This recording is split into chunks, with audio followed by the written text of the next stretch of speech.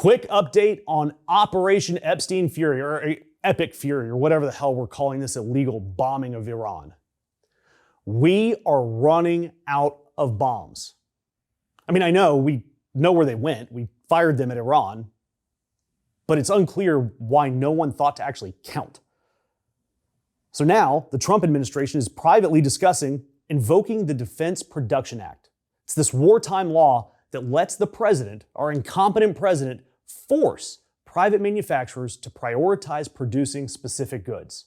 It's going to make all of your other stuff more expensive, by the way, only to get defense contractors to make munitions faster. Because this war is burning through stockpiles of munitions at a rate that is apparently surprising to the very people who launched the war. And Trump responded to reporting on this stockpile issue by posting on Truth Social, that he always does, that the US has a virtually unlimited supply of ammunition and that wars can be fought forever using these supplies. I love hearing about forever wars, don't you? But, like most things, he is flat wrong. There's no unlimited stockpile. There's never been an unlimited or even virtually unlimited stockpile. That's not how stockpiles work. That's not how any of this works. And here are the actual numbers behind all of this. After the first days of the war, the Pentagon is drafting a $50 billion emergency supplemental budget request to replace what's been expended. Presumably, that money is going to go to all the billionaire cronies that have lobbied Congress and lobbied Trump to sell war to the American public. It's for Tomahawk cruise missiles, which we're going through at a notable pace. They're currently being produced at 57 per year. Just 57, at a cost of $1.3 million each. Raytheon says it can eventually ramp up to 1,000 per year. Eventually. We're in war now, not eventually. And now the White House is in pure panic mode. They've scheduled an emergency meeting with the billionaire or multi-hundred millionaire executives from Lockheed Martin, Raytheon, and all their friends. Essentially, this is a crisis summit where a man who told everyone that wars can be fought forever is now begging his rich friends, will you pretty please make more weapons and will you make them faster? We ran out. Even though we said we wouldn't and didn't, but we did. That's why we're begging you right now. And here is where the tariffs come into play.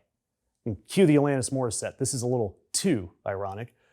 The components for all these weapons, the precision weapons we're running out of, the chips, the rare earth minerals, the specialized metal alloys, they mostly come from the global supply chain that Trump has spent the last 2 years tariffing the hell out of. Canada, South Korea, Japan, Germany, the UK, which bonus points refuse to allow us to use their base in the Indian Ocean, Diego Garcia, for any of these strikes, which forces our B-2 bombers to fly 18-hour round trips directly from Missouri. So yeah, we've tariffed our allies, we've alienated all of our partners. That's on top of firing our FBI team of Iranian counterintelligence. That was a petty revenge tour from Kash Patel. We gutted the Pentagon's institutional expertise. We started this war that the chairman of the Joint Chiefs privately warned Trump that we weren't prepared for. And it's a warning that was presumably filed right next to the curtain renovation budget. And now we are running out of munitions. And so now we need all these defense contractors that we've threatened with executive order penalties in January to please, pretty please, make more Tomahawk missiles faster for our illegal war. This war that we said would be so easy, so short, and involve unlimited bombs. Look, there's a word for all of this. Starting a war without a stockpile to sustain the very war you're fighting, while simultaneously dismantling all of these institutions that monitor and look to fight the enemy that you're engaged with, while you're actively tariffing and threatening the supply chain that produces the parts for your weapons. That word is catastrophic. But hey, at least Trump has saved the curtains. So we've got that going for us. Doesn't it seem like our feeds are getting filled with more and more BS right-wing MAGA content? It's no secret that all these top tech bros are in love with the current regime. So it's no surprise that independent left-leaning media is being squashed by the algorithm. If you like our content and content like us, it doesn't take long to click that thumbs up, share, comment, or subscribe. So please help us keep the truth alive.